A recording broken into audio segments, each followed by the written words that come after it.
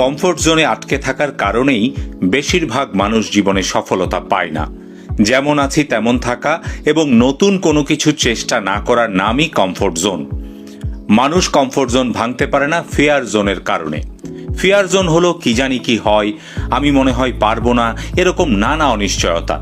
একবার সাহস করে এই ফিয়ার জোন যদি ভাঙতে পারেন তাহলে আপনি লার্নিং জোনে প্রবেশ করবেন। সেখানে প্রতিনিয়ত নতুন নতুন দক্ষতা ও অভিজ্ঞতা শেখার সুযোগ পাবেন।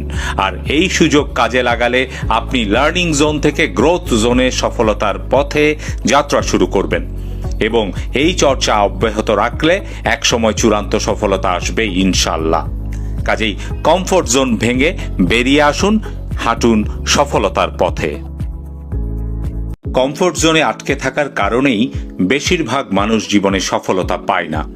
যেমন আছি তেমন থাকা এবং নতুন কোনো কিছু চেষ্টা না